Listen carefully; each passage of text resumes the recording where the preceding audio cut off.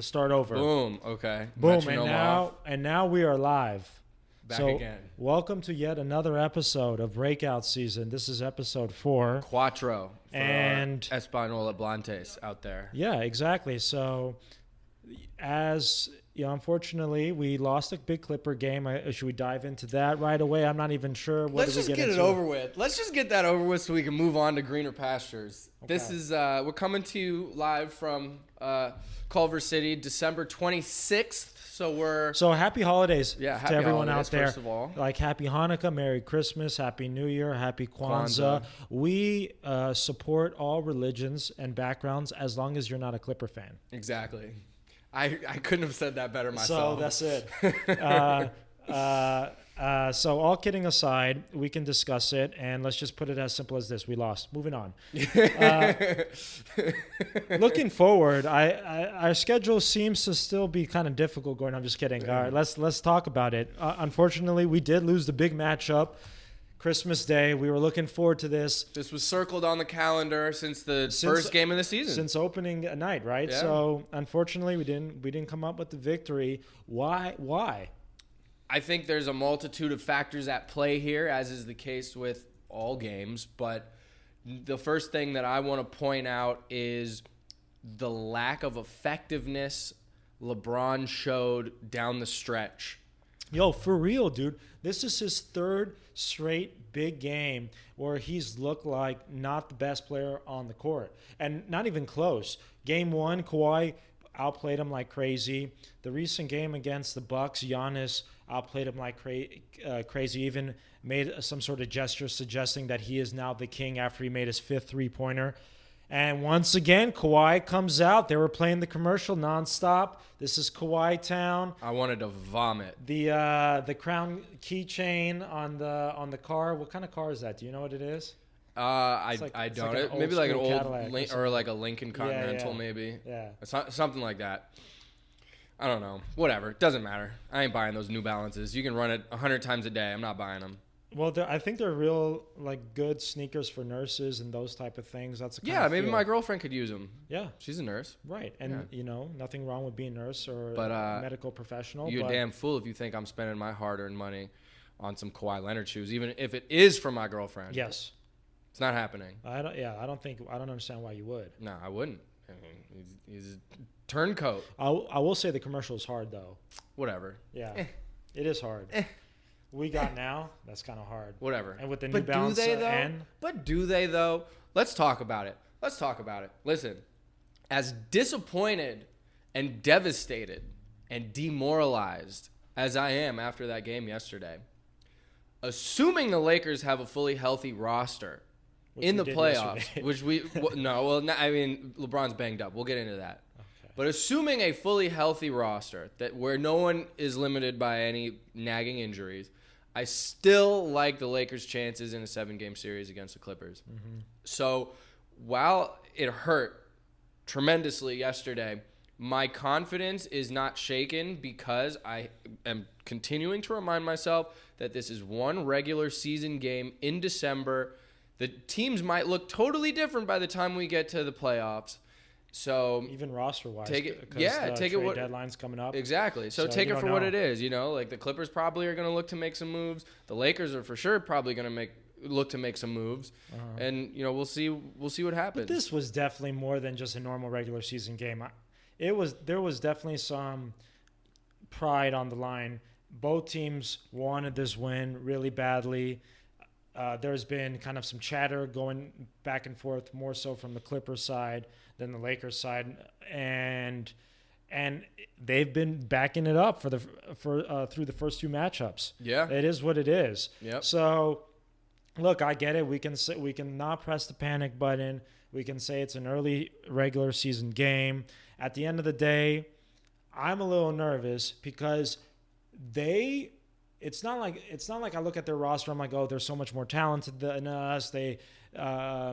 I think we're very talented. We have 2 elite players. They have 2 elite players. We have some decent supporting cast. We talked about how Dwight's really contributed a lot. We talked about how even McGee's done his thing, and they've created that trio of interior defense. But even like AC, Caruso's been doing well. KCP's been shooting the ball well. Avery Bradley has had some moments defensively that we need. So we kind of thought our team was pretty deep. Unfortunately, the first two matchups, the stars have kind of shown up more so for the Clippers than they have for us. Especially in the second half of both of those games. Yes. So what I think the Clippers have demonstrated through these first two games is mental toughness, which is a little concerning. They were down 15 in the second half. They came out. Kawhi once again, ice cold blood in his veins, man. Just, shooting I think he was 5 for 7 from the 3-point line yesterday. Started on LeBron, was guarding him for much of the game yesterday. And there's been some criticism thrown his way because in their recent matchup against the Rockets, he's not really guarding James Harden too much. But Kawhi, as much as you might not believe it, he knows what he's doing, and he purposefully guarded LeBron from the jump because he knows that this is an important game, this is an important matchup, this could set the tone, and potentially there could be some sort of psychological advantage. Can there be? I don't know. Let me throw it back at you. Psychological advantage that the Clippers now have? Yeah. So you think they're living rent-free in the minds of the Lakers players right now? Is that what you're suggesting? That the Lakers are somehow shook by this? Because I don't think so. I think the fans are way more shook than the Lakers players are at this point. I think LeBron should be shook. I think LeBron is injured, my man. The first possession of the game, damn near, Patrick Beverley kneed him right in his injured groin, and it re-aggravated him. We got hitting the balls, dude. Everyone who's played basketball. No. It's like it hurts, it sucks, but it's like a 5-minute thing. No, that's what I thought at first, but if you've read the reports the last week or so, LeBron has been bothered by a nagging groin injury. Luckily, it's on the other side of his legs than last year's groin injury. But it may be like an overcompensation type thing because of that injury. But the point is, he's been bothered by it. He missed a game due to that and the injury to his ribs. And he said post-game that knee set him back 4 or 5 days. Damn. He is now where he was 4 or 5 days ago, and the media is reading into that and thinking he might miss some of these upcoming games going forward. God, so I hope not. that was one of the opening plays of the game. So for the rest of the game there, he was limited due to that injury. So I think that has a large role in the lack of effectiveness that we ultimately saw from him down the stretch. Not to completely let him off the hook. Yeah, how do you absolve him for that if the first two big matchups he hasn't been coming up big? Well, it's not like the first time. It's not like he got the better of Kawhi game one, he got the better of Giannis, and then he got injured. Right. That's more so why I'm concerned is because he doesn't appear to be playing up to the level of these top tier players. And more specifically, what I'm referring to in this game is that final possession, where he basically just dribbled out the clock and ended up shooting a contested 3 that got swatted by Patrick Beverley. That was so annoying. It was terrible. It was just terrible execution. Right. And that cost him the game. I have no idea why he waited that long to get into his shooting motion. And then obviously the refs reviewed the play and it was off him, and it's all bad from there. So it's a combination of him being kind of damaged by the injury and just a strange lack of execution down the stretch that we've seen a number of times, especially in these bigger games. Yep. And that is extremely concerning to me. However, if he is fully healthy, I don't think we're going to be in as many close games. I think we're going to be blowing fools out more. And so that's really what it's going to come down to for the Lakers this season. Can they be healthy come playoff time? That's the biggest question mark that I have for this team. If they're healthy, I still look at them as the favorites to win the championship. For me, it's will LeBron's age and Miles catch up to him? Because that's part that's of what it. It is. That's exactly right. I mean, that's part of it. But the Clippers are going out of their way. They're load managing Kawhi to ensure that he's fresh for the playoffs. He definitely looked more fresh last night than LeBron did. That's for sure. So they've received some criticism for doing that, but based on last night's results, you can't really knock them for doing it, although we're still number 1 in the standings. So right. It's going to be interesting to see how it plays out. We've talked about this before. Kawhi Leonard missed a similar amount of games last year for the Raptors for the same reason, just pure load management. Right. And he was still banged up by the time they got to the finals. Yeah. Obviously, he was good to go enough to where they won the championship. But he looked hobbled at times. But he looked hobbled at times, and his fragility is something that I think can come into play, especially you ain't going to be resting any playoff games. Right. You know what I mean? You can't be load managing in the playoffs. So it's just, to me, it's just a war of attrition at this point for both of those teams. Which stars can remain the healthiest when it matters the most? It's going to be a tight matchup. I think that's going to be a long series, hopefully. Yeah, serious. I mean, we've lost the first two, so hopefully that's not an indication of what's to come. I am very encouraged by that first half. We led by 12 going into halftime, and were able to push the lead to 15 and had a couple opportunities to push it to 18. They took a couple three-pointers that missed when they were up 15 that really could have blown the game open and made it more difficult. I think we took way too many threes that game. We definitely do take too many threes. Isn't our strength our size? Shouldn't we be playing some bully ball? So that's another factor. I think, like I said, the health is the number one factor that's going to determine the ultimate success or failure of the Lakers. But I think the number two factor is the stars settling for too many long jump shots. Yeah. Both Anthony Davis and LeBron James, especially in these big games, it seems, settle for too many perimeter shots when they both could be attacking the rim because they clearly have an advantage on most every defender that's thrown at them. Right. So that's concerning to me. I think it speaks to 12 for 45. I was just looking up the three-pointer is attempted. 27%, that's not enough. It's not going to get it done. Yeah. And what isn't helping matters is that Rondo is suddenly regressing to the mean, it seems, when it comes to his three-point shooting.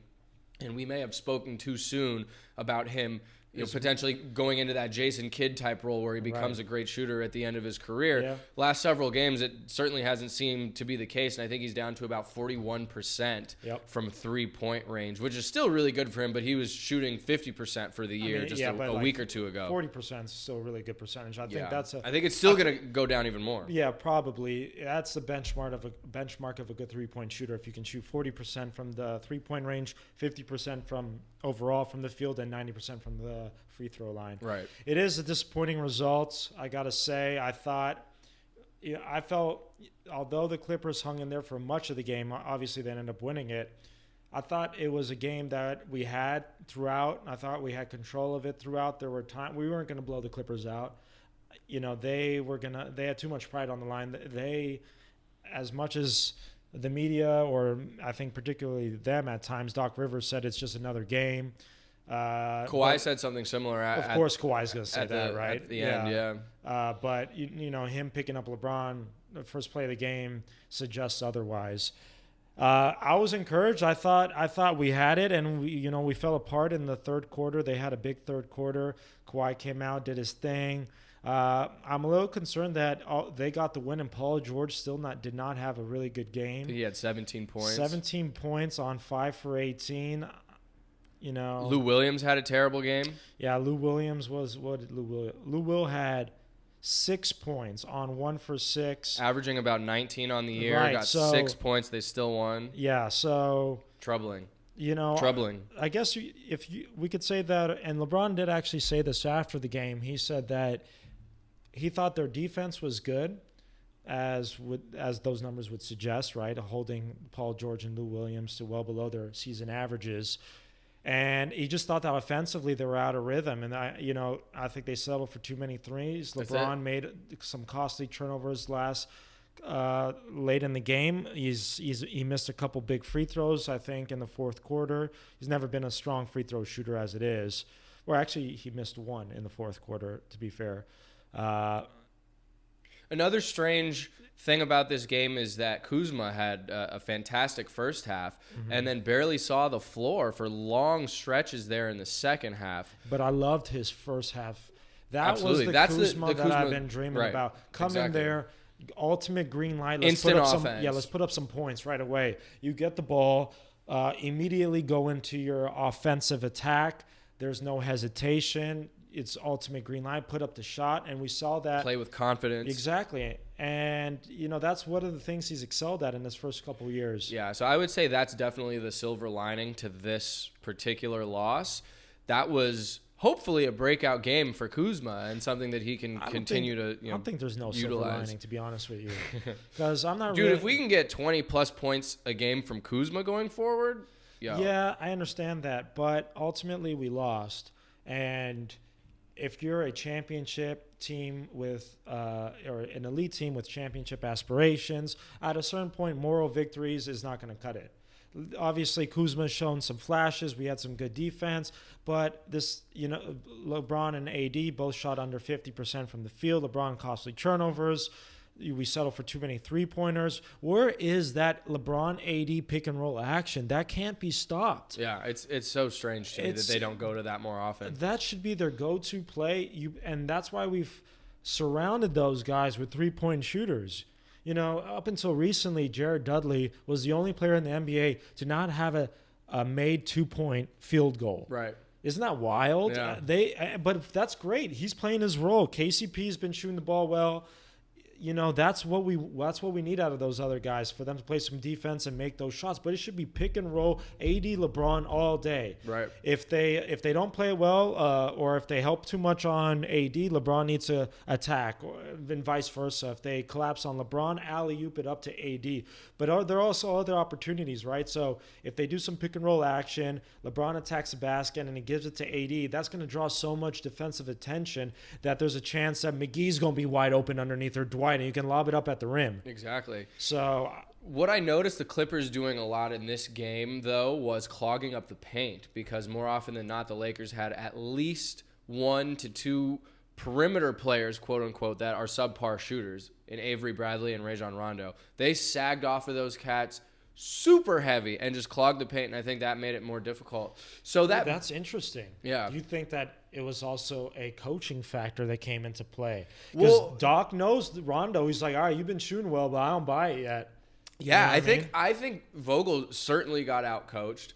This is the first time I've criticized him, but just the fact that Kuzma was MIA in the second half, from a minute standpoint, is very telling, considering the Rondo first half that he 1 for 5, had. by the way, from 3. 1 for 5, yeah, exactly. 1 for 5 from 3.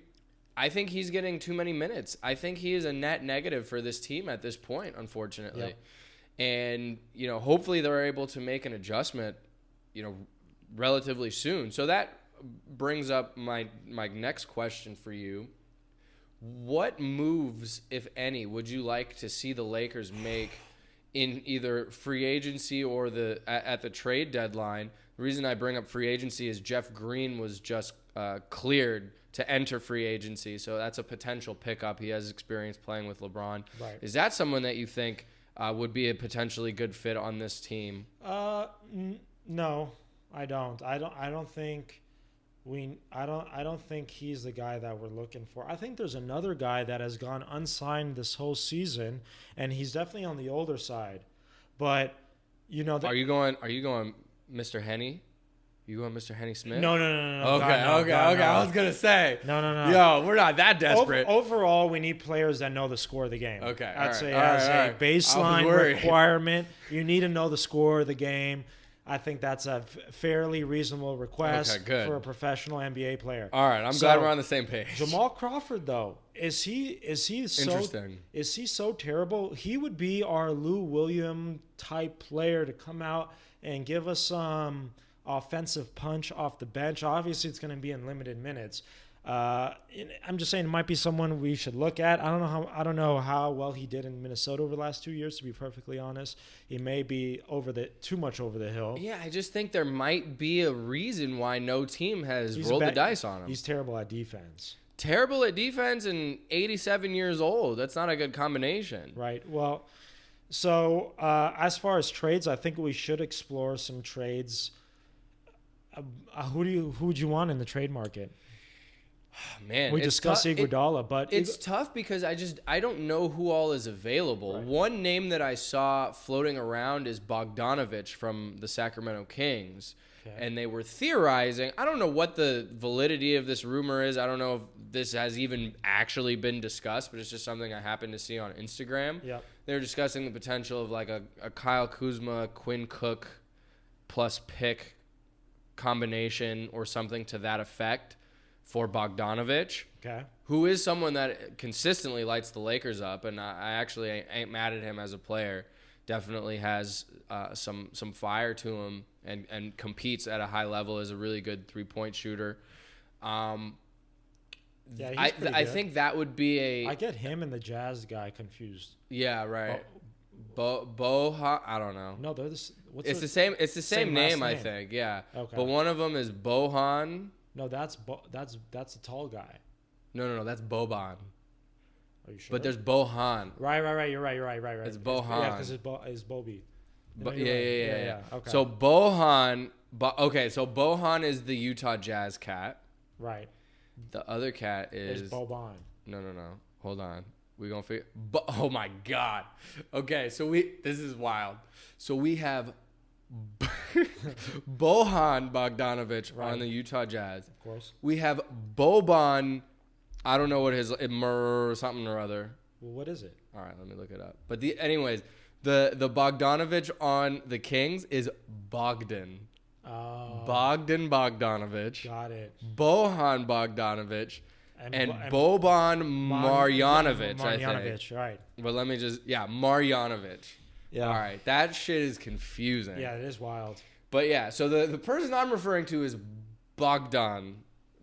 So I've actually just randomly Googled Lakers trade rumors, trade targets, and they have 5 players here that I think are pretty interesting. All right, let's hear it. Okay. So obviously we talked about Andre Iguodala. I kind of looked into it afterwards. His contract is $17 million, and we have to give up a salary that's kind of equal proportionate almost, to the $17 million. It would have to be like a Danny Green, right? And contract. Obviously, we're not willing to get rid of Danny Green. I think Danny Green's a good player for us. Yeah. Derrick Rose is another one they have listed. He has a pretty fairly low contract. Don't sleep on him. He could give us that offensive punch off the bench we need. Per 36 minutes, he's averaging better statistics than he did in his MVP season. He's not a good outside shooter. I want someone that can hit some threes. Okay, well then you'll like my other player on this list, JJ Redick. What would we do to get him? We would have to trade Danny Green. I feel like that's a lateral move. No, we would not. Obviously, because what's JJ Redick's contract? Yeah, he received a lot as well. That's a good point. So that may be out of the mix. Dennis Schroeder is another one, and Marcus Morris, which I don't know which of the Morris brothers, if he's good or the better one. I think they're both pretty decent. I don't know. It just depends on what we'll have to give up. I don't think we have any real draft picks to speak of at this point that would be of interest to anyone. I think still the most obvious trading piece that we have is Kyle Kuzma. What makes it difficult is not only has he underachieved this year, but he's still on a very small contract. Right. So it makes it difficult to have the numbers add up. Well, would you trade him for, say, a Dennis Schroeder? I mean, he's like a proper point guard. He is a proper point guard, but is that someone that's going to start for us? Are we going to move away from LeBron as the starting point guard? Probably not. But let me see his. So then basically he would be replacing Rondo. 2.7. Yeah. 2.7 what? Million.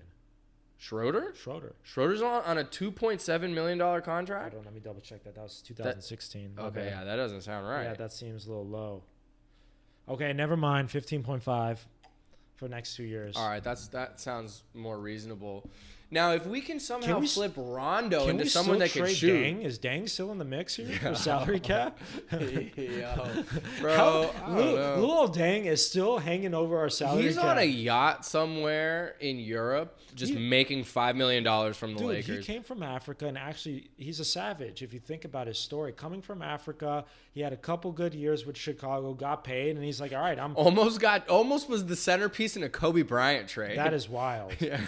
That is wild. They decided not to give up Luol Deng, and that was like the sticking point. Really? Yeah, that was the sticking point. Oh my god. That was the sticking point, dog. They could have had Kobe, bro. 07 Kobe. Do you know? You want to hear something crazy? Speaking of what ifs, when Shaq demanded a trade after 2004 NBA Finals, we were obviously considering multiple teams and trying to determine what's the most that we can get back. So we ended up trading Shaq for Odom, Brian Grant, and Caron Butler from the Heat, right? But we wanted Dwayne Wade as part of that package. And they were adamant saying no, Dwayne Wade at that point, he had like a really good rookie year, but nothing more than that. He was an all-star player. He had an impressive first round of a playoff series, right? That really kind of put him on the map even more so. But he was far from the superstar, perennial all-star Dwayne Wade. Imagine if it was Dwayne and Kobe in the backcourt. That would have been crazy. Yeah, that would have been amazing. Damn. I don't know why they didn't demand that. I'm sure they did. Well, they should have held out then. I think they could have. Obviously, like it ultimately worked out. Like Lamar became a cornerstone of the 2 championships that we won. I think they could have gotten a better package. Exactly. Couldn't we have gotten like Dirk and Nash for Shaq? Exactly. I think what we received in return for Shaq was pennies on the dollar. Yeah, pennies on the dollar. Although, maybe to GM's credit out there in the NBA, Shaq was kind of towards the end of his career. I think he may have made 3 or 4 All-Star teams after that, which is not bad. But that's due to the fans voting as opposed to pure merit a lot of the time.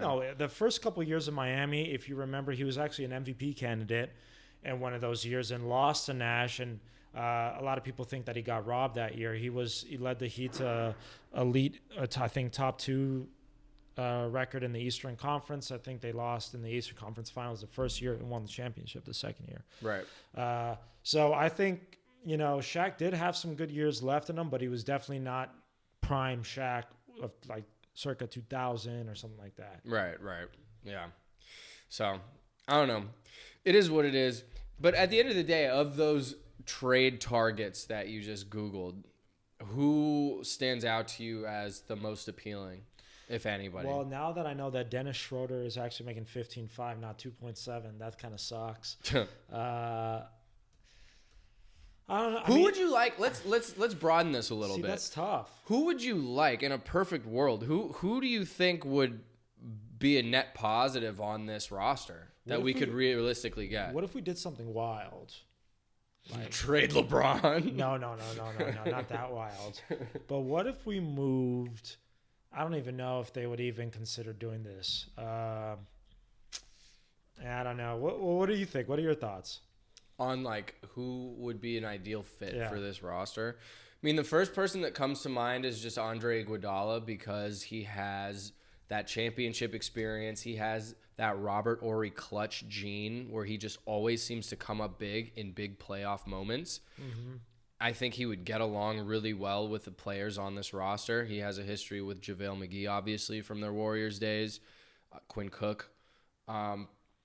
So that's the person that sticks out to me like right off the bat. As I mentioned, I think Bogdanovich would be a really nice complementary piece who's a reliable outside shooter. I just want people that like LeBron thrives in systems where they can space the floor effectively and he can drive and dish it out to 3-point shooters. Like we've seen Kyle Korver have success with him, J.R. Smith, obviously, even though he doesn't know the score all the time. People to that degree. I'm not suggesting getting him, obviously, but like just 3-and-D type players. I think like another 3-and-D type wing would be perfect for this roster. J.R. Smith has not been found wearing a shirt since they won the championship. Hey, I mean, shout out to him. He's keeping that party train rolling. I mean, that was so funny. Look, man, he got his ring. His legacy is solidified. Right, what if we did something wild like this? Kuzma, Danny Green.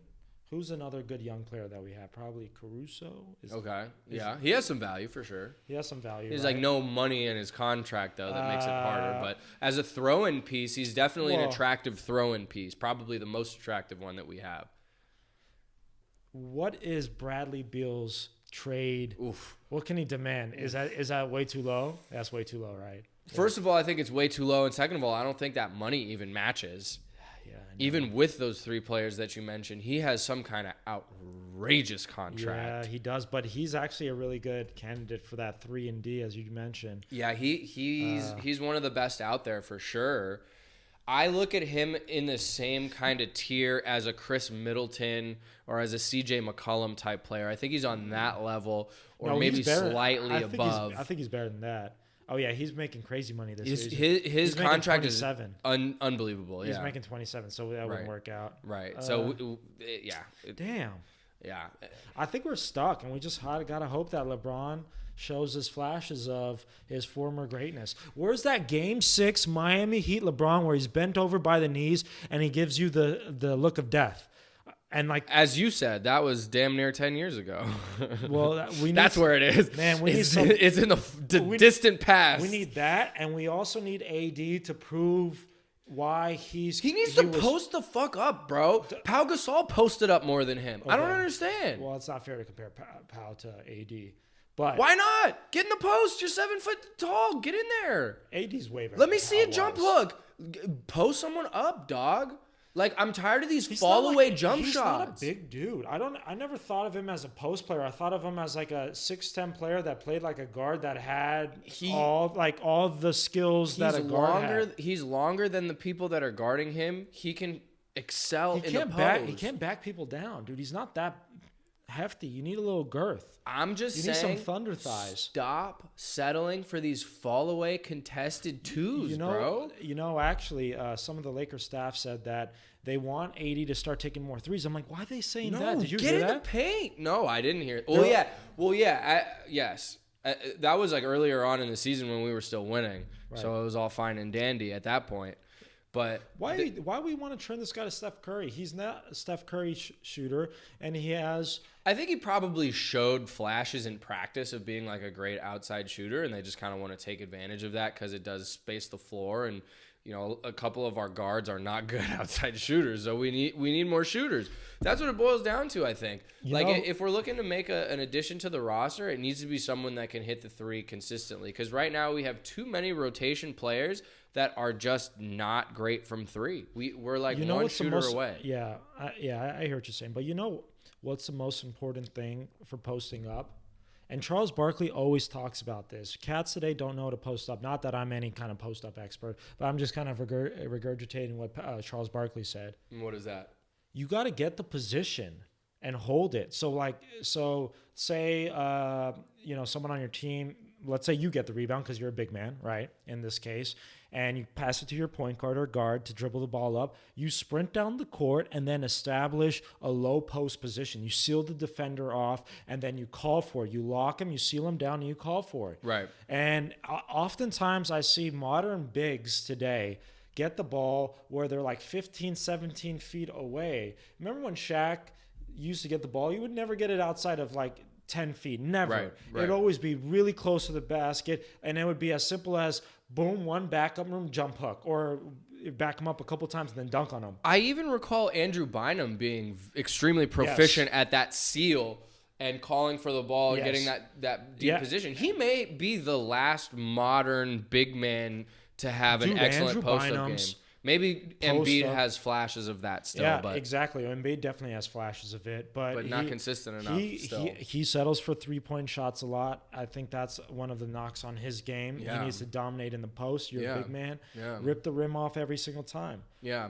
Speaking of that, to switch gears a little bit, that was a very interesting Christmas Day matchup between the Bucks and the Sixers, where Embiid took it upon himself to guard and effectively shut down Giannis, especially in that second half. That's wild. I was extremely impressed with Embiid's play. Right. That was the first time that I've seen this season where he really asserted himself as that dominant superstar big man that we have come to expect of him in recent years. Having said that, I don't think that it's something that is necessarily sustainable over the course of a 7-game series. And no, see that. But Embiid can be as good as I think partially he's not as good of shape as say Giannis. Giannis is a physical specimen. I think he takes care of his body. a lot better than Embiid does. There's been multiple occasions where you see Embiid eating a burger prior to a game, which what's is that about? unusual. Come on. I'm sure Giannis is just eating baby carrots and hummus most. Whatever it takes. You could tell by the development of each player's physique from the rookie year to where they are now. There's no doubt that Giannis has taken his physical training more seriously than Embiid has. That's number one. And I think as a byproduct of that, Embiid has had some injury issues. Number two, I think Embiid achieved this superstardom so quickly and so young that maybe got a little full of himself. A little Conor McGregor type situation? Potentially. I mean, but Conor McGregor was a two-time or two-belt champion. To his credit, he deserves to be called. What has Embiid done? That's you made a couple all-star teams, great. You've talked some crap. You played well at moments. You've shown flashes of Hakeem Olajuwon, yes. But, man, if he can get his body right and I think be more hungry. Even Giannis to this day is, I know I'm not good enough. I don't care. I want MVP. That's meaningless. We need to win the championship. Right. I don't see that kind of hunger in Embiid. Right. And then Charles Barkley and Shaq called him out for it. Yep. And they said, hey, you need to get your butt in the post. You need to show the hunger. You need to prove to us that you want it as bad as Giannis does, because Giannis wants it more. Right. And to Embiid's credit, though, he responded not in the typical sensitive millennial social media era player would be like, oh, they don't know what they're talking about. The NBA is so much better. Chuck is fat. Yeah. He took it on the chin and he was like, yeah, you're right. No, he said you're right. And he backed it up against Giannis Christmas Day. So kudos to Embiid. Extremely impressive. If he can sustain that over the course of the season and into the playoffs, that changes my entire outlook for the 76ers. Oh, yeah. They suddenly become a completely legitimate title contender. Yeah. Yeah. I don't think we can write off the Sixers just yet. I'm just saying, to this point, the reason why I've not picked them I initially picked them to advance to the finals the year that LeBron kind of willed the team out of there, which was crazy. But last year I didn't pick them. I thought the Raptors were going to get the better of them. But I think Ben Simmons' development has been stagnant. I think they lost some talent. And I think Embiid at times has, as I mentioned before, he's actually regressed statistically. Right. Let's actually get into Ben Simmons. So I have his stats up here. Let's hear him. Okay, year one kind of took the league by storm. Averaged 16 points, 6 rebounds, and 8 assists. Everyone was saying, oh, my God, this guy's the second coming of Magic Johnson.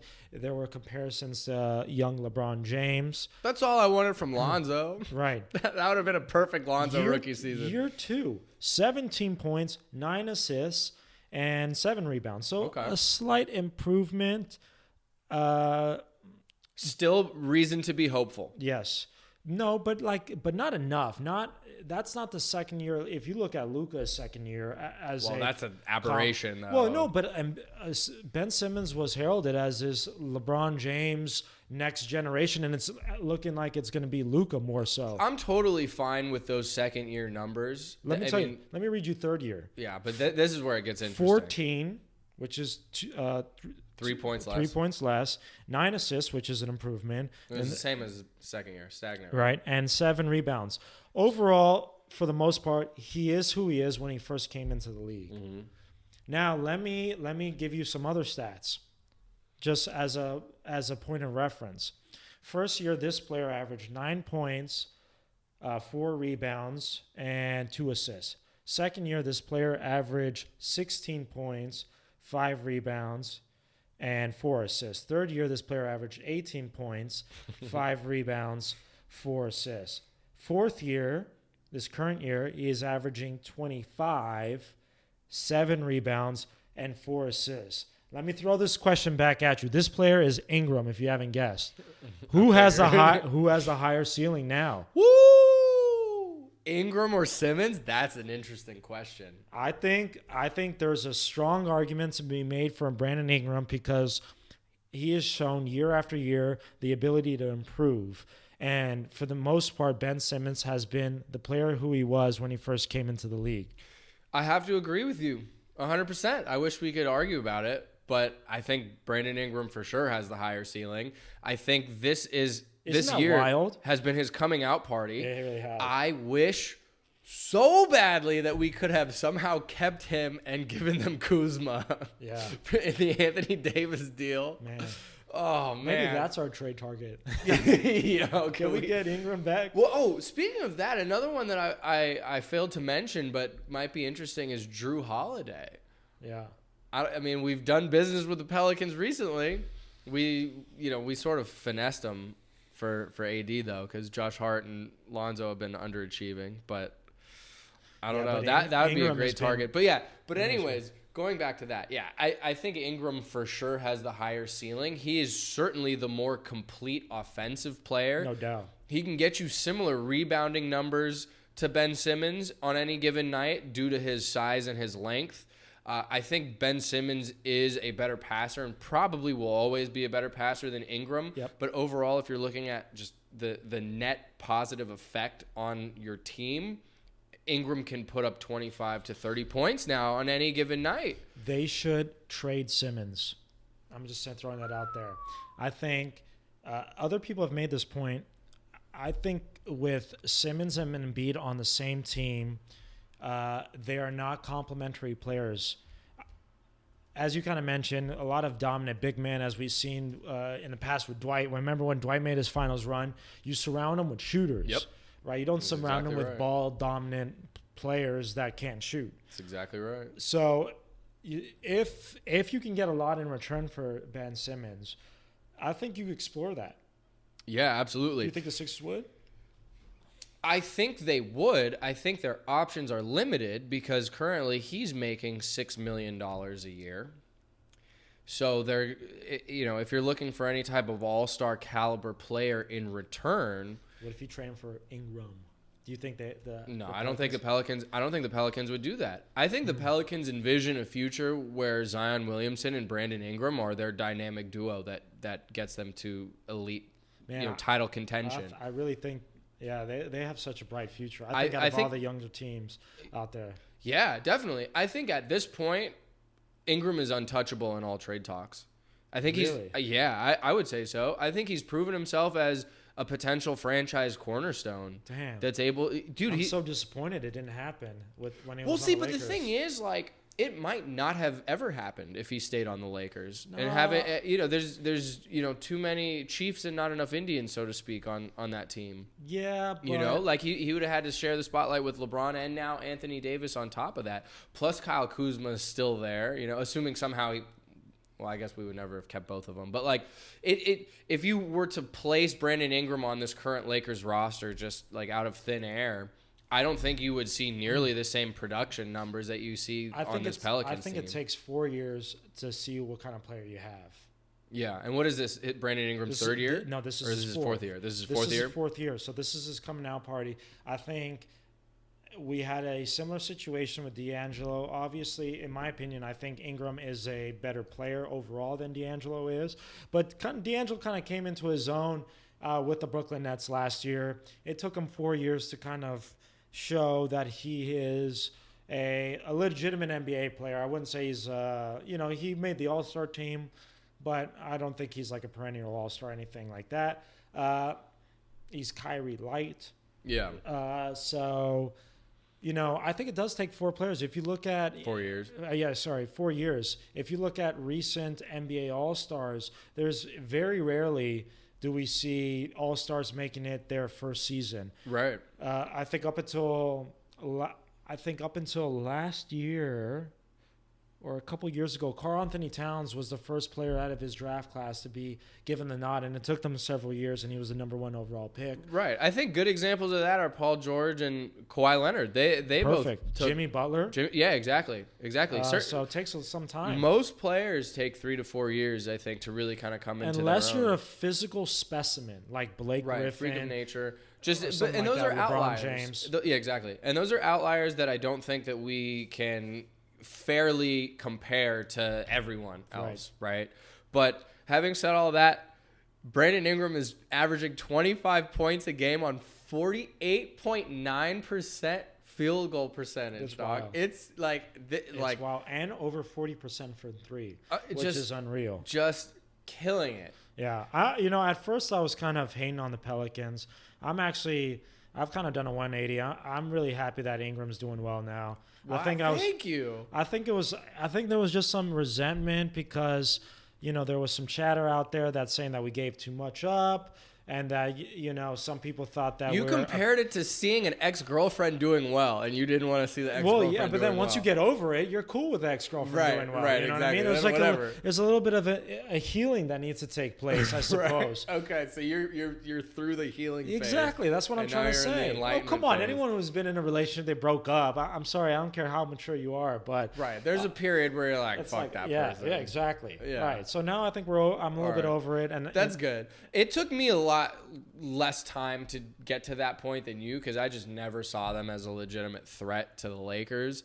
And, I defended Lonzo till the death. I was a fan of Josh Hart. I knew we were going to be better than him this year. That's not the issue.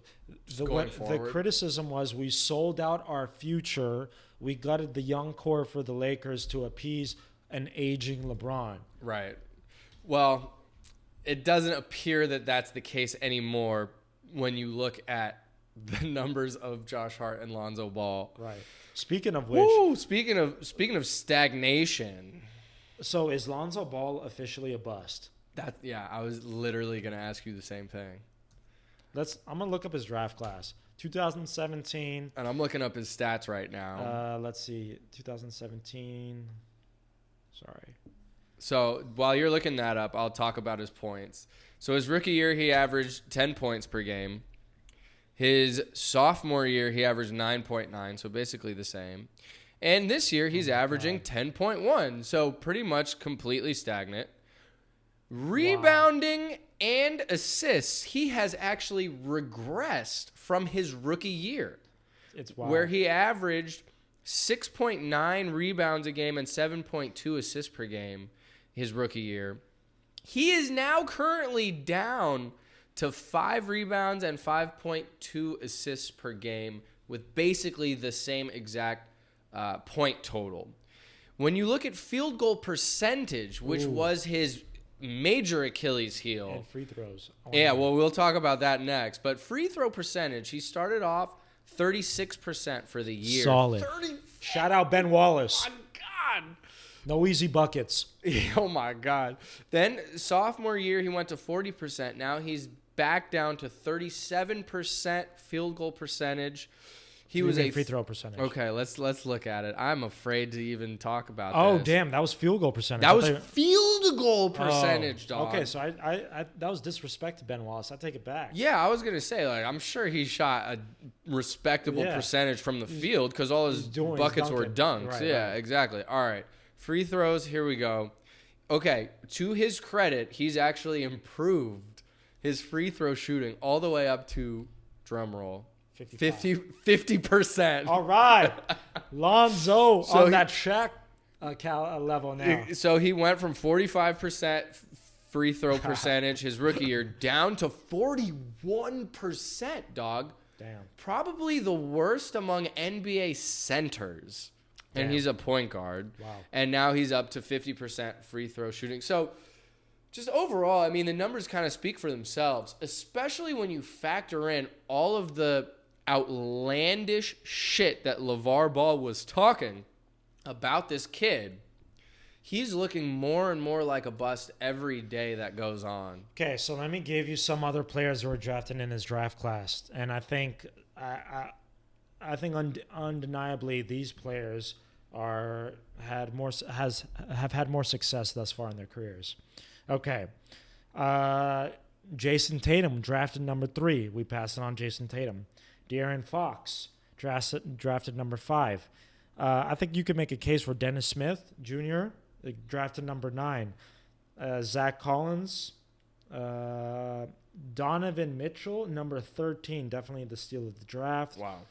But so this is an interesting one. Kuzma was that year too, right? Yeah, he was that year. That's right. So there's another one. Kuzma, obviously. I was just looking at the first round. Oh, no, right. He wasn't the first round. round. He was late. So Kuzma was 27. 27, 27. and then Josh Hart was 30th. But interesting enough, the player that was declared a bust, that was drafted number 1 overall, is actually having a better year than Lonzo. Suddenly coming back into the mix, Mr. Yeah. Markelle Fultz. Yes. He must have found himself a nice sports therapist. He must start meditating. He found himself the anti-Kardashian woman. Who's his woman? I don't know, but it's like it's having somewhat the opposite effect. Of the Is that like a real thing? No, Like, I just made it up. Oh, okay. Maybe. Okay, yeah. That, I mean, there is something to be said for that Kardashian curse. That is a real thing. So Fultz is averaging 12, which is more points than Lonzo, 4 assists, which is less assists than Lonzo, 2 rebounds, or 3 rebounds, less rebounds. Okay, but he was... But he's shooting 48% from the field. And he was looking like a non-NBA player. 76% from free throw line. So I mean, comparable for sure. Certainly comparable. And just given how terrible he looked on the Sixers, this is a remarkable turnaround for him. And I'm super happy for him because it seemed like all of his issues were entirely mental. Right.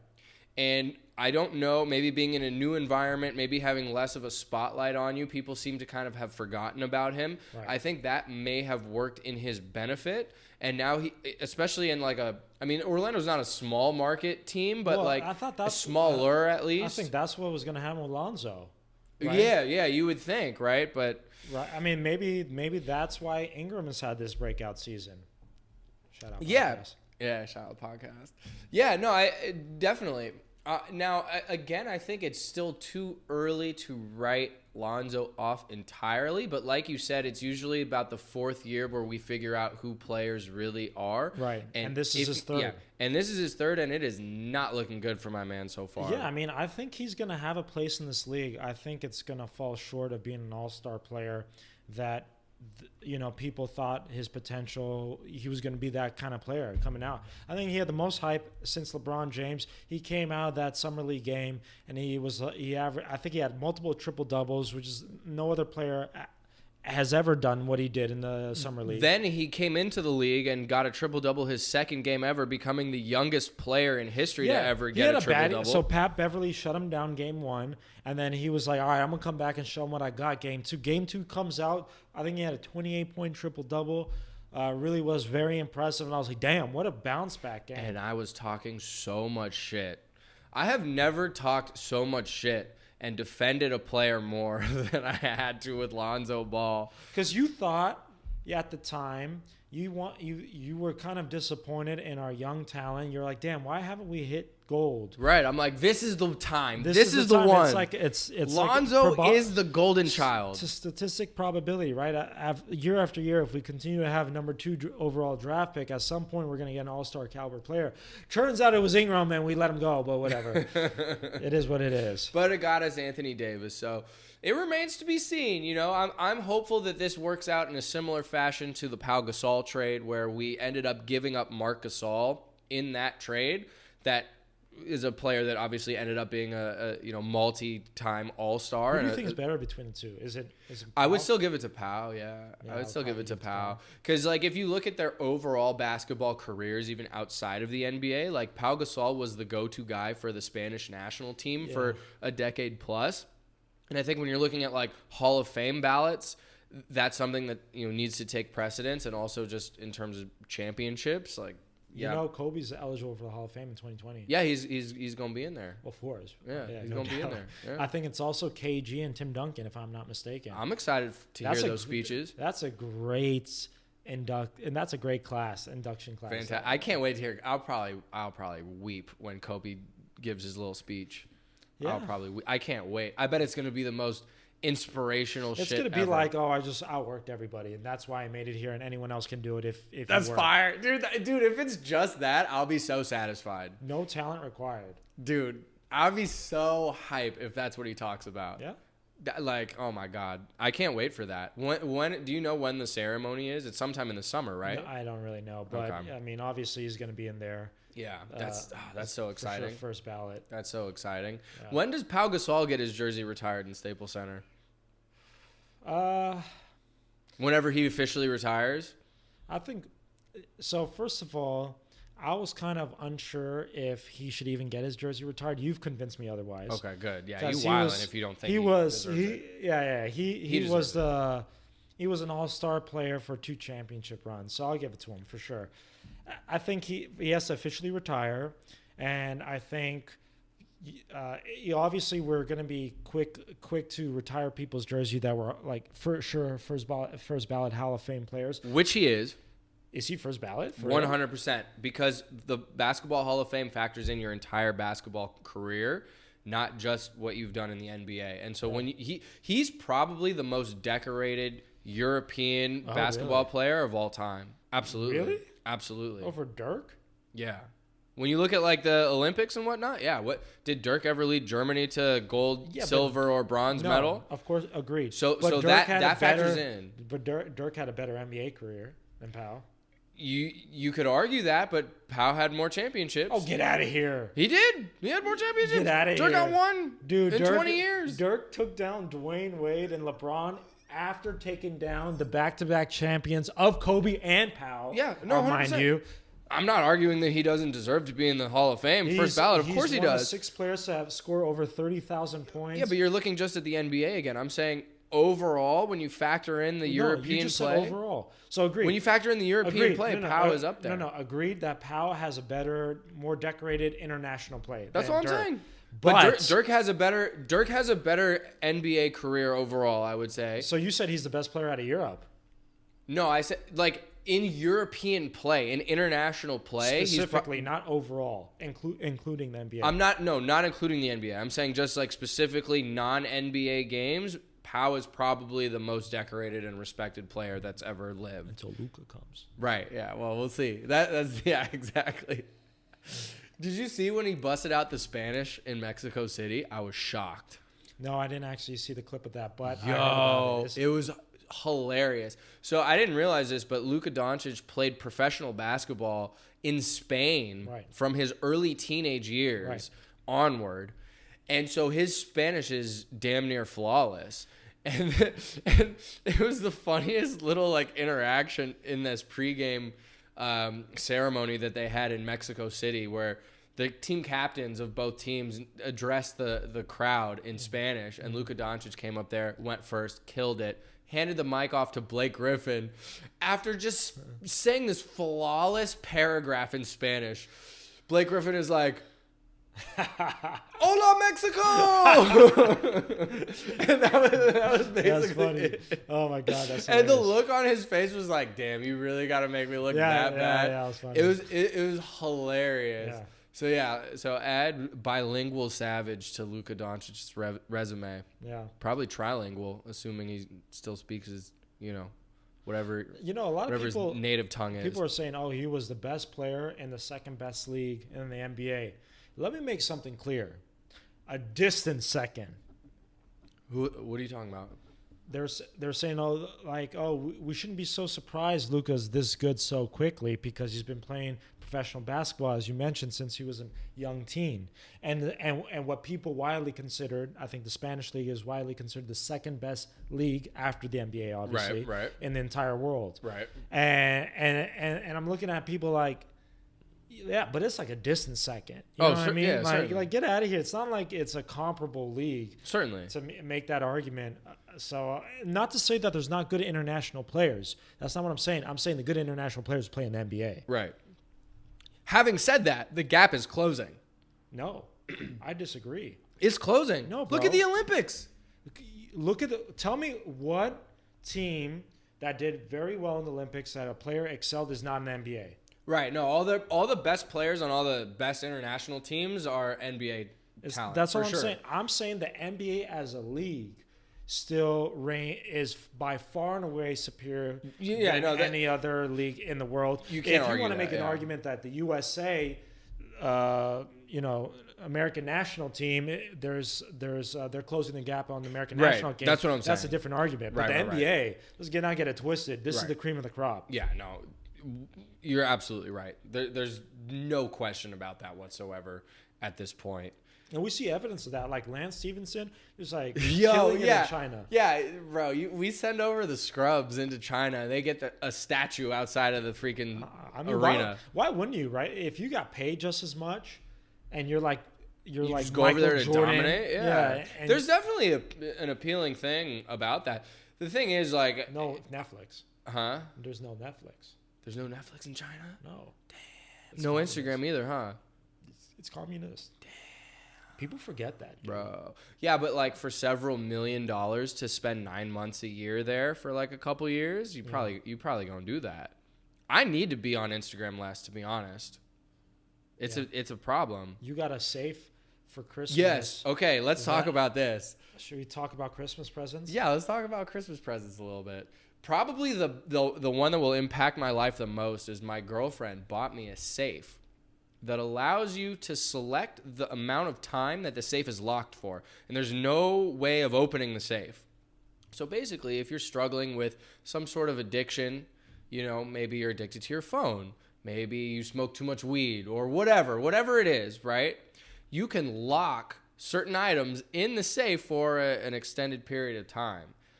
Myself, I'm going to use this for my phone because Lord knows I'm addicted to my phone. I spend way too much time on Instagram and other social media outlets.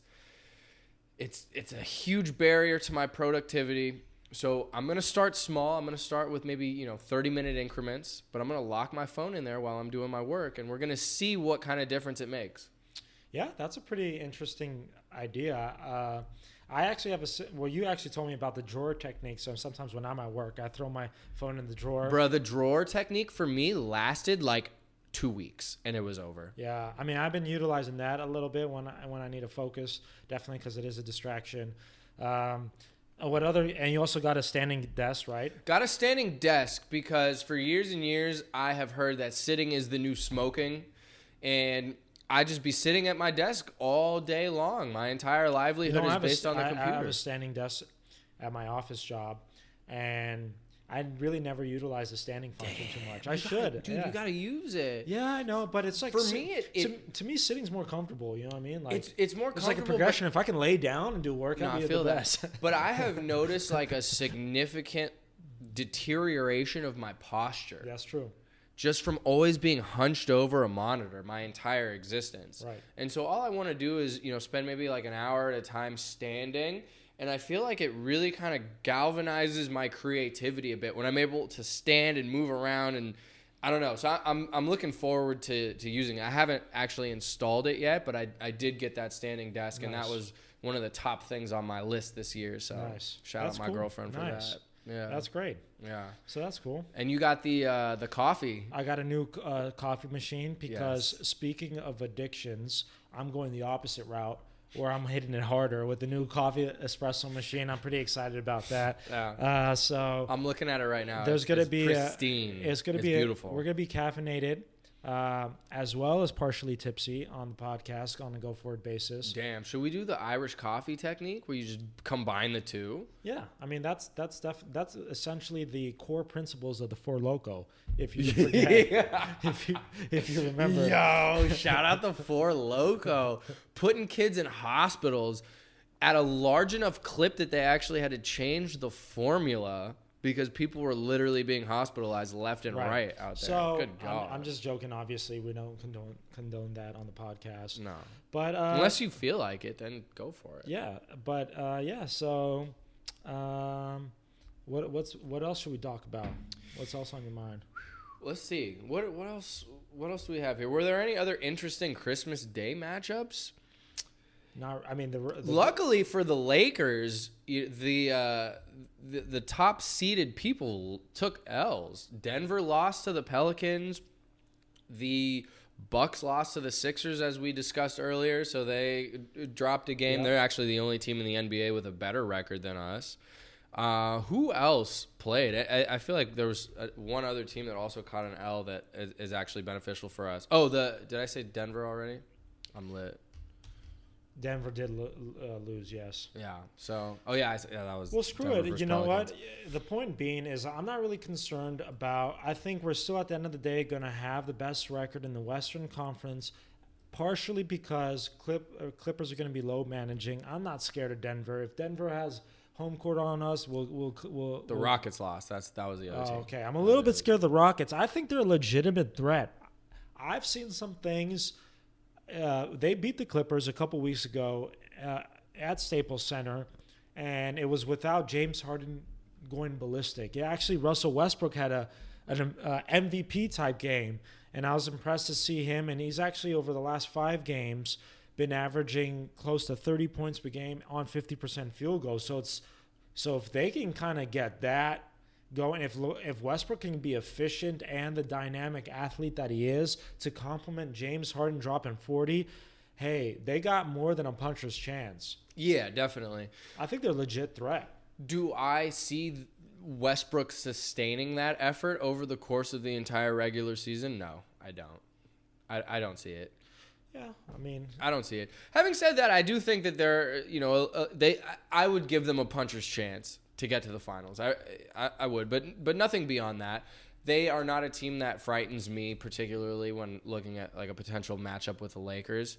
To this day, even after the Bucks loss, the only team that gives me pause is the Clippers. That's the only team that I think could potentially beat the Lakers in a 7-game series. The Bucks can beat us. I don't think so. I don't think so.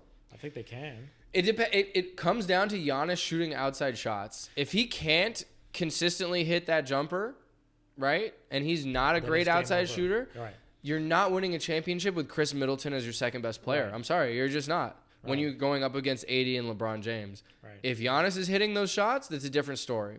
But assuming that he cannot sustain this significant improvement on his three-point shooting, then I think the Lakers are favored there. So again, it's the only team that freaks me out is the Clippers, dog, still to this day. I've been saying it, and I'm still afraid. What about afraid. the Sixers? Low key. Because check this out. They show flashes. They show flashes, but they've never been able to put it together to get to the finals. Think about their bigs, though. That's the only team in the league that can match us size-wise. True, but the thing is, I have picked the Sixers to get to the finals the past 2 seasons in a row. Fool me once, shame on you. Fool me twice, shame on me. You a damn fool if you think I'm picking them a 3rd consecutive year to get to the finals. They're just going to let me down again. Yeah, I mean, right, but if you look at their record over the last 2 seasons, they won, I think, 50 games 2 years ago, and I think they were in the low 50s last year. They weren't like that much of a better team. If they can show signs of significant improvement, say they're pushing 60 this year, do you reconsider? It's the boy who cried wolf factor for me with the Sixers. I've seen flashes over and over. I have yet to see a sustained, consistent level of elite basketball played by this team. And I am not going to pick them again at this point, even if they win 60 games. I don't see Embiid and Simmons playing at an elite level over the course of a 7-game series against a team like the Bucks. I just don't see it. I don't even know if they could beat the Raptors this year. No. I really don't. See, the thing is, the Raptors haven't missed a beat since Kawhi left. I picked the Raptors last year to advance to the finals, but it was a tough call between them and the Sixers. My second choice would have been Philly.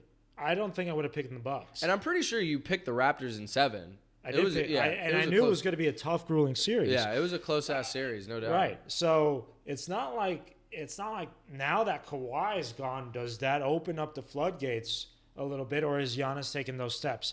But I want to kind of transition, and that's to be determined, obviously. But I want to transition that because I just thought of an interesting topic. I don't know if we ever discussed this. Recently, Shaq posted on Instagram a picture of him and Kobe and a picture of LeBron and Anthony Davis. Two on two, who you got? And he goes, you already know who I got. Did we talk about this? I don't think we've talked about it. How did we not talk about this? I don't know. This is wild. Well, to me, because we didn't talk about it because it's a no-brainer. Shaq and Kobe winning that matchup. For me, there's 3 players out of the 4 that deserve to be mentioned in the same breath. And there's one player that's a little bit of an outlier at this point in their career. You saying Anthony Davis? Yeah, Anthony Davis hasn't done shit. All he's done so far, obviously he's part of the Laker family now, and I support him no matter what. But he hasn't done shit so far. I think he's won 1 playoff series. Right. He's gotten swept, I think either 1 or 2 years. his record overall with the Pelicans, albeit it's not with a powerhouse team, but look at LeBron with a weak supporting cast. He dragged them to the finals, right, multiple times. Right. And look, he's a great defensive player and an elite offensive player, no doubt about it. He ain't stopping Shaq. Yeah, exactly. He ain't stopping no Shaq. It's too soon to. And if someone says, "Yeah, but look at how Anthony Davis shoots from the free throw line," I would tell them Shaq will take Anthony Davis's lunch money Monday through Friday, honestly, and Saturday and Sunday if the cafeteria is open. Yeah, for real. And Christmas if it's open then, half day. For real. On God. It's crazy. Here's what I would do. Here would be my strategy if I was coaching the LeBron-Anthony Davis duo in that in that hypothetical matchup. I would put LeBron on Shaq. I wouldn't even put Anthony Davis on Shaq. I'd put Anthony Davis on Kobe. Ooh. I think LeBron has a better chance of, you're not going to stop Shaq.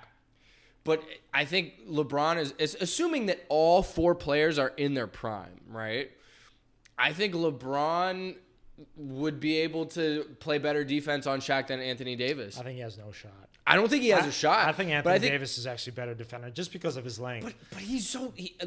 How many pounds does Shaq have on him? 80 to 100? Yeah, but I think LeBron and Anthony Davis weigh about the same.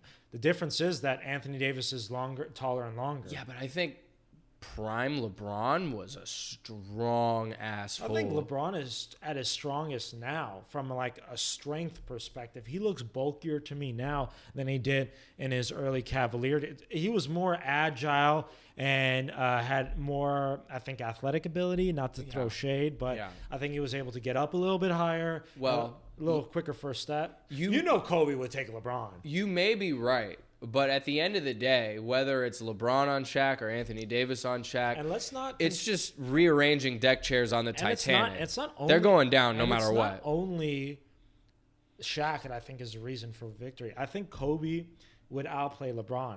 And I'll tell you why. I think Kobe is built for this one-on-one, two-on-two kind of matchup. I agree. More so than LeBron is. And I think if you ISO Kobe, prime Kobe versus prime LeBron, I think Kobe holds his own. If not, gets the better of him. He's ready to give his life for any one-on-one matchup. It's a life or death battle. I'm not naive. He's a gladiator. I'm not naive to say that.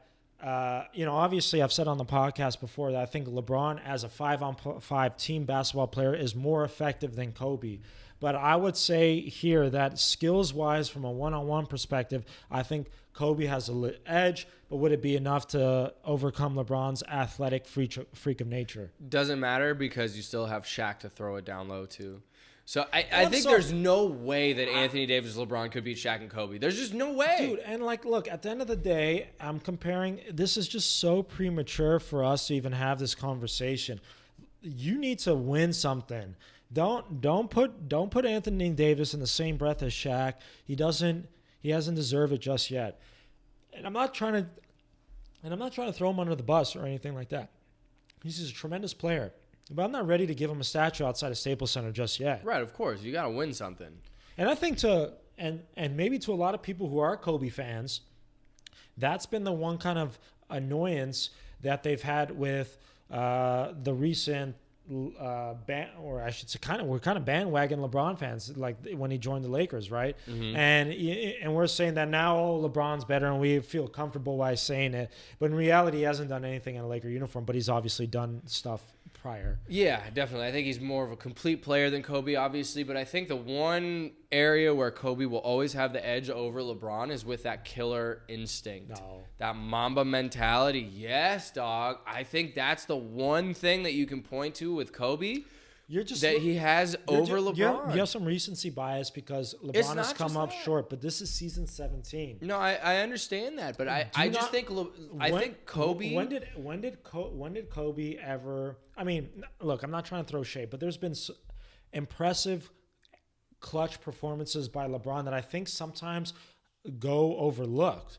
Like when he scored the last 25 points against the kind of not dynasty Pistons, but the powerhouse Eastern Conference Detroit Pistons, the team that beat Kobe and Shaq. Definitely. There are definitely those outlier performances that you can point to. But if the game is on the line and there's one possession left and I could throw the ball to Kobe or LeBron, I'm giving that ball to Kobe every single time. But that's probably point blank period. I would probably agree with you, although there's statistics to show otherwise. To show that for go-ahead field goals, LeBron actually has a better field goal percentage than Kobe does. I'll still give it to Kobe. But I think this is what I'm saying. I think Kobe's footwork and his ability to create and get off his own shot, LeBron is not quite as good. Right. And I think at this point he's a little bit limited. He kind of bullies his way to the paint, and he's able to use his athletic ability and size and speed to kind of create a shot at the rim, or he does the step back three, which is now one of his patented moves. But man, Kobe had an array of moves from post ups to mid range to outside shots. It's just a shame that he had poor shot selection, because I think if he had LeBron shot selection, he would be looked at way differently. 100%. I think he would have scored more points. He would have been more efficient. That's he would have been a way higher field goal percentage than he was. He's 45% for his career. Dwayne Wade's averaged 50% for his career from the field, which is, you might say, oh, LeBron's bigger, stronger, but there's plenty of examples of two guards out there that have had shot a higher field goal percentage than Kobe did. And the thing is, you can point to the shot selection again. A lot of Dwayne Wade's buckets were driving to the rim. You know, he didn't have quite the outside repertoire that Kobe had, but in a way, that's to Dwayne Wade's credit. I mean, he got to the rim. He wasn't even as tall as Kobe, right? No, what was he, like 6'4", 6'5"? Yeah, I think he's listed at 6'4", 6'5", yeah, something like that. And Kobe's listed at 6'6". So yeah, it comes down to shot selection. Right. Kobe but to his credit, he made the most difficult shots I've ever seen look routine. But it's like, why are you settling for those? Yeah, that's the thing. Why are you settling for those? You shouldn't even take that. That shouldn't be a point of strength, because you shouldn't have even taken that in the first place. Right. He shot shots that should only be taken if like the shot clock is running down with regularity. That was his go-to, there might be 15 seconds left on the shot clock and he's pump faking 3 times and then spinning and shooting a crazy fall away contested two and making them some of the time. But I don't know. Yeah, 100%. That I think to this day is the biggest knock on Kobe. Yeah, it comes down to shot selection. If he was just a little bit more calculated with where he decided to pick his spots, I think it's a totally different conversation for Kobe Bryant. So let's discuss this. This is going to be kind of sobering for some of y'all Kobe fans out there. Kobe for his career shot 44.7% from the field, albeit that is kind of lower than his prime years because of the last the post Achilles period, right? That brought that percentage way down because he was still throwing them up, baby. But if you can't make it if you don't take it, baby. So if you look at team field goal percentage this year, Kobe would be tied for 22nd.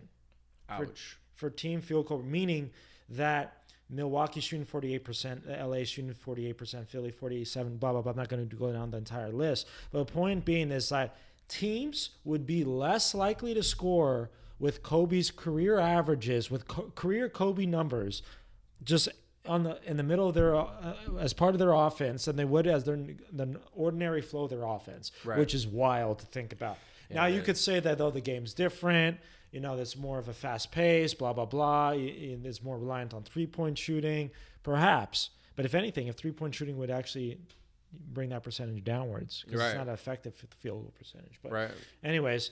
That's sobering as fuck, no doubt about it. To throw it back, I think, to bring it back to the 2-on-2 matchup, AD, man, give me a win versus the Clippers. Come up big. Why can't you come up big?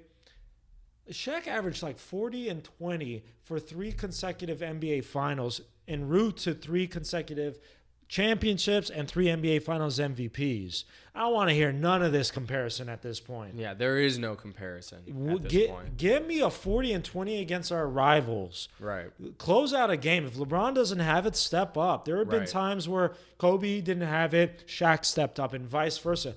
One day Shaq might not have it. Kobe stepping up. Yeah. We can't have both of them having subpar fourth quarters. And this has happened in all of the big games this season so far. Yeah. And it's just it's concerning. And if anything, it gives Kobe and Shaq kind of more credit for what they accomplished. Listen, you can go down. We can talk about all the greatest dynasties that have ever lived. Let's just remove the original Boston Celtics for the sake of argument because it's so early on, right? Obviously, they're very impressive. I'm not trying to take away anything from them, but no one was alive. Our dads weren't alive when they played. There were only like 6 teams. 6 teams, blah blah blah. I'm not trying to diminish them, right. But let's just, for the purpose of this argument, you know how many teams since then have done a three-peat, for lack of, I can think of a better word, but how many teams out there have made a three-peat? 2. Dude, is Michael Jordan and Scottie Pippen and Kobe and Shaq. Come on. And there's been so many great teams. There's been the Showtime Lakers, the Boston Celtics from the 80s, the Bad Boy Pistons. The Golden State Warriors. Even the Golden State Warriors. The Miami Heat. They made it to 3 finals. They couldn't do it. So there's been so many, yeah. So, it's very difficult to win 3 straight. Yeah. It's very, very difficult. And not to kind of just be all, complimentary of Shaq, because I've been, Luke's kind of joked that I'm such a Shaq homer. You're a Shaq apologist, bro. It is what it is. But I'm gonna be real with you. Those 3 straight finals and that he performed at, you can go. Jordan never did it. LeBron never did it. It was the best finals performance in the history of the NBA. Yeah. He was dominating cats. We went we swept our way to the NBA finals, and then he destroyed the defensive player of the year that year, Dikembe Mutombo, and put up like 36 and 18 on him, dunking in his face. That's wild. Yeah, it's crazy. I remember a friend of ours just put a photo in one of our group chats of Shaq dunking on literally the entire New Jersey Nets lineup in the 2002 NBA Finals. And it was so poetic. It looked like a Renaissance painting. You know where that's from, though? Where he said, damn, I'm lazy, where Kobe called him out that way. Oh, is that where he posted that? He posted that. Damn. It's literally all 5 players on the Nets in some form or fashion trying to stop this man, and Shaq just dunking on all of them simultaneously. Mm-hmm. It's one of the most impressive images that I've ever seen in a basketball context, without a doubt. And it kind of just exemplifies exactly what you're talking about. That man was unstoppable for those years. And it definitely makes that Lakers team seem all the more impressive when, to this day, even in this modern NBA where everybody is more athletic, more talented, better three-point shooters, nobody's three-peated, dog. Nobody's three-peated. It takes Jordan or it takes Kobe and Shaq, and that's it. That's all we've seen. So I just pulled up the stats just for the fun of it. So I have the NBA Finals MVPs over the last say 20 years. Okay. So Shaq obviously won from 2000 to 2002. Okay, so in 2000, Shaq's MVP season, he averaged 38 points, 17 rebounds, 2 assists, and 3 blocks a game on 61% from the field. Woo! Against the Pacers? Against the Pacers. Woo! The next year, en route to us winning, I believe, going 15-1 in that playoff run against the Defensive Player of the Year, which I confirmed. Dikembe did win Defensive Player of the Year this year against this matchup. Okay, so Dikembe was guarding him. 33 points, 16 rebounds, 5 assists, 3.5 blocks on 57%. Damn, son. The next year, 2002, 36 points. Oh my God. 12 boards, 4 assists, 3 blocks on 60%. In a 4-game sweep. Yeah. Damn, bro. Yeah, that was wild. Yeah, unanimous MVP for the finals. There's no question about it. most dominant player we've ever seen in our entire lives, and then some. Dude, Jordan had a crazy one, though, in 93. Let's hear it. Jordan in 93, series won 6 games, 41, 9, and 6. Wow. All 50. Damn. Against who? Against Barkley. Damn. The Suns. The Suns? Yeah. Damn. It was the Suns or the Blazers. What was it in 92 or 93? I forget. The Suns. Barkley wasn't on the Blazers, was he? No, I'm saying they played the Blazers in one finals matchup. I don't remember if it was 92 or 93. Oh, nah, So, I don't know. yeah, I mean, Jordan's stats are pretty wild, too.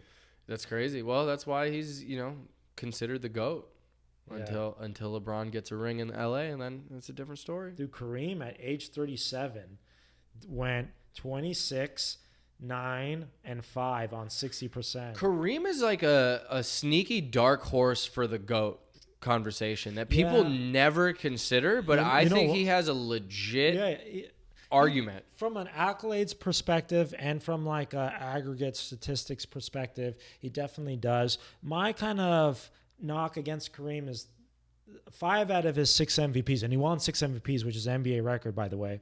No other players ever won 6, including Jordan. He has 5. Right. They came in the 70s. Right. He only won 1 in the 80s, and I think, that is kind of the beginning of the modern NBA era for the most part. Right, but his championships, for the most part, came in the 80s. Right. So, yeah. Fair enough. He has a legit conversation to be made for GOAT, and people don't give him enough credit, I think, because our contemporaries are obviously too young to remember him. Yeah, Magic won in 80. I didn't realize that. Rookie Magic won Finals MVP. Yeah, bro, he played center because Kareem was injured. Wow. That was the year against the Sixers, right? But Kareem won regular season MVP on this year. Right, yeah. But then he got hurt, so Magic's like, fuck it, I'm gonna play center. I'm 6'9", let's get it. Yeah. Savage. That's what a crazy. legend. Way better of a contributor to the Lakers' success as a player than as an executive. I will say that. I think we touched on this briefly last podcast, but just Magic's terrible reputation as an executive kind of knocks him down a few notches in my view of him as one of the greatest Lakers of all time. Do you think that's fair? How do you? What is your view of Magic right now? See, the thing is, yeah, I see what you're saying, but I think people who grew up in that Showtime era, I don't think they think any differently of him. To them, Magic is their Kobe. Right. You know what I mean? And he won 3 NBA MVPs during the 80s. He won 5 championships, went to 9 finals. Was the face of the NBA he the really whole was time, the face basically. of the NBA. His career was probably cut somewhat short when he contracted HIV. So, I think for us, we can make that argument because to us, there was some bad reputation he's had through the media and saying he never showed up, he wasn't really involved, and that obviously is annoying because we're kind of more of the Kobe mindset, or it's no, it's not about talent, it's about working hard. If you outwork everybody, that's what it takes to be successful. So from that perspective, it is a little annoying to see Magic and to me, he kind of gave up on the Lakers by just quitting randomly without telling senior management, kind of left us in limbo for a little bit. But given how we've recovered as an organization, I don't know how much credit we can give to him for him landing LeBron, or if he even did, or if even LeBron knew right away he was going to go sign with the Lakers. But I'm sure on some level, LeBron wanted to have a face-to-face conversation with Magic and say, yo, dude, you remember when you were the face of the NBA? I'm the face. Tell me how it is. You know what I mean? Give it to me real. And I don't know if that he took any value of that. I think he ultimately, LeBron did want to come to the Lakers, and he knew he wanted to be in LA, and having Magic kind of seal the deal was just a cherry on top. Right. But you can't take away anything from his success in the 80s, and this is kind of what I threw back at you the other time when you kind of didn't like the way things ended with Shaq, and how you kind of you say he's lukewarm from your perspective, although I mean, dude, he killed it for us. It's just crazy. He killed it for us, and I'm forever thankful to Shaq because of that. Yeah, you see how I swung it back to Shaq just right away? No, that was good. That was good. But I think just the first take interview that Magic gave the week before one of the most important free agency periods in Lakers history is an act of betrayal that I cannot overlook. And to me, it almost negates any positive influence that he might have had in terms of the LeBron James signing because he basically then shot us in the foot. So you remember what I said? The caveat that I said is like, because we were able to recover so well, I think you can sweep it on the rug a little bit more. A little bit more, exactly, right? You know what I mean? Like if it was detrimental to the Lakers and we were kind of a disaster and LeBron requested a trade and said the management here, they don't know what direction they're going in. They're not run like a proper organization. We are truly a mom and pop shop, which all the reports made it sound. That's certainly what we thought. You know, Ballmer can buy every other team in the NBA. You can buy all of them, right? You can buy all of them. Fuck it. You can buy them all. If I was Ballmer, you know what I would spend my money on? What? I would try to buy Star Wars from Disney.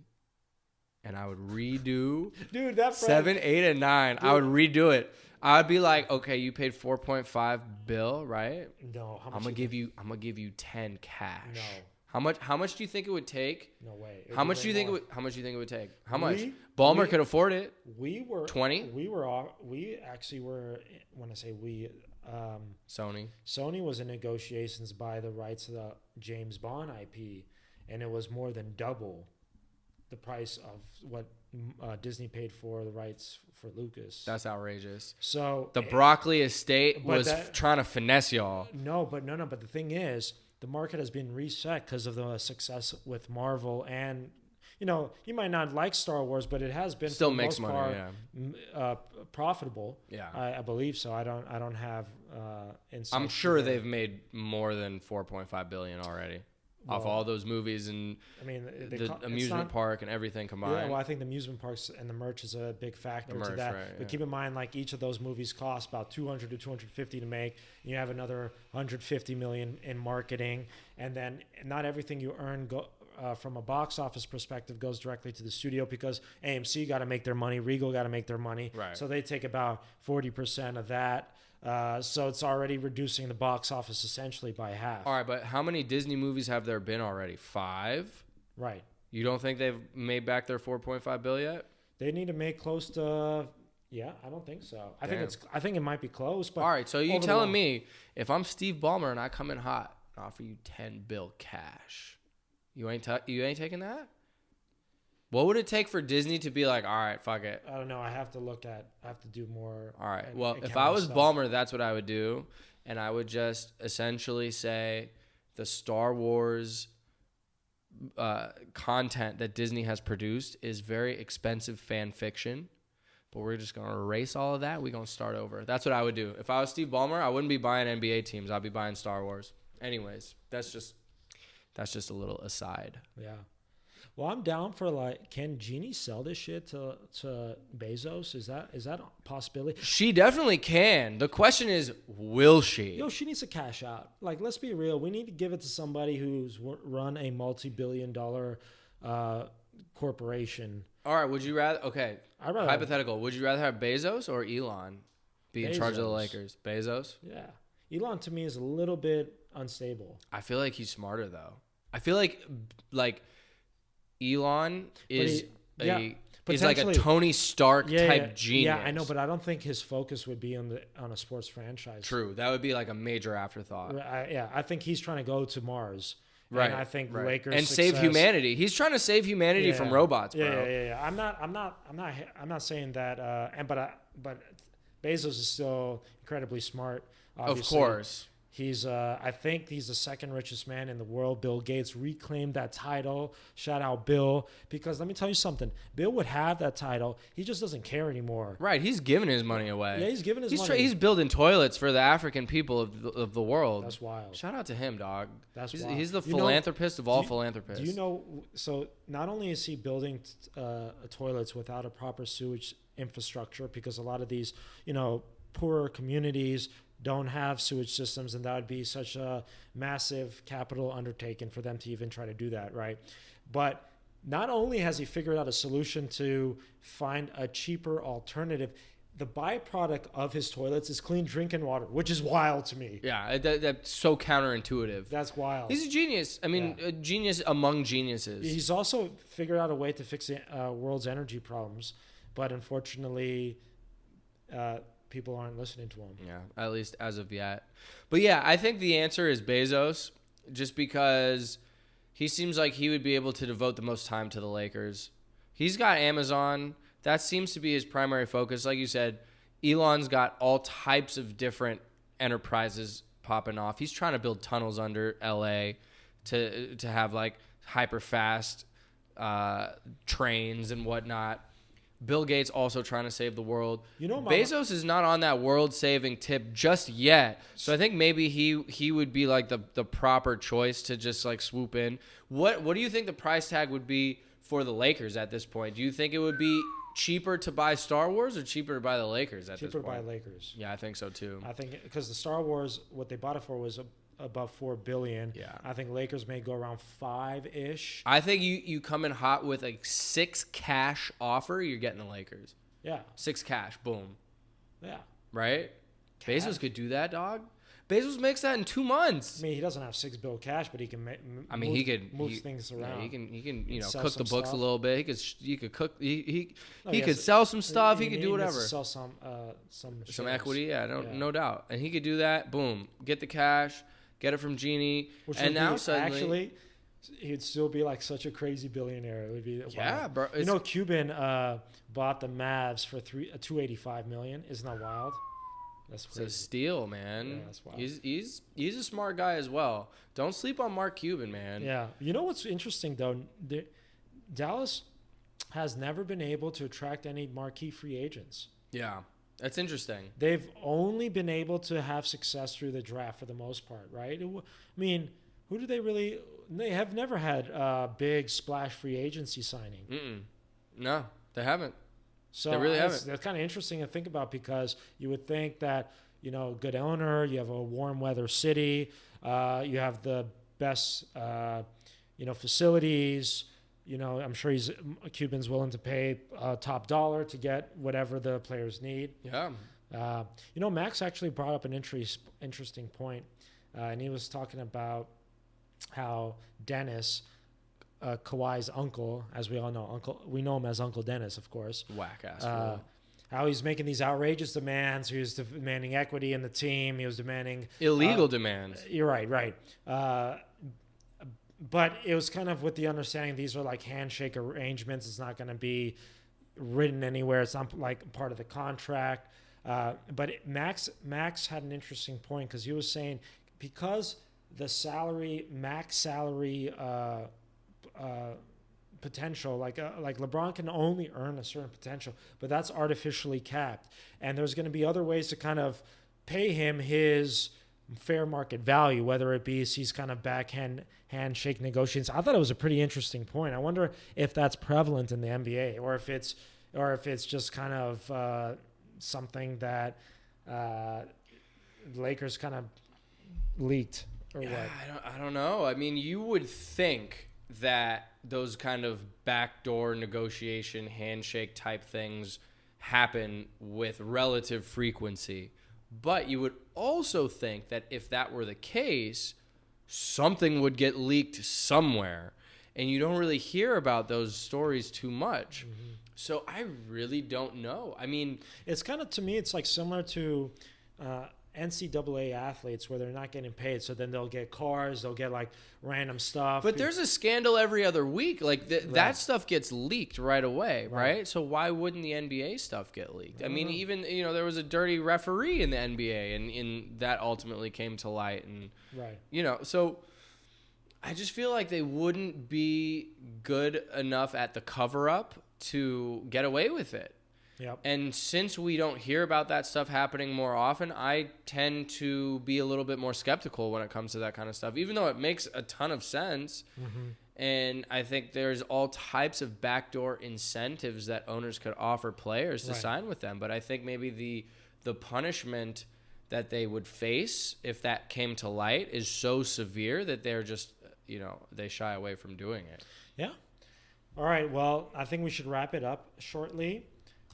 let's just kind of look at the Lakers' upcoming schedule to kind of get an idea of our next upcoming opponents and see how many of these games are winnable or like we're. So the next two are tough, and then the next 4 or 5 after that are pretty chill. Lord. Yeah, they're pretty chill. We got like a 5-game homestand. We need to break the slump though. Yeah, we do. Ideally against Portland, but I think it's at Portland, which has always been a difficult place. And then the second night of a back-to-back against Dallas, bro. Yeah, and Doncic will be back. One of these 2 games we have to get. Yeah, if we sure. we can't have a 6-game losing streak, right? And then pick up a game against the Suns. That would be terrible. But luckily, once we get past the Blazers and the Mavericks and we move on to January, we suddenly have a 4-game homestand against the Suns, Pelicans, Pistons, and Knicks. We have to go 4-0 in those games. But if we can come out of December with the best record in the Western Conference, I think it's a success. Agreed. If we slip, then there's going to be some validity to the point where the argument where people are saying the Lakers were so good or had built such an early lead from a standings perspective because we had such an easy schedule to start. So with that said, we out. We love y'all. One love. Episode 4 in the books. Yeah.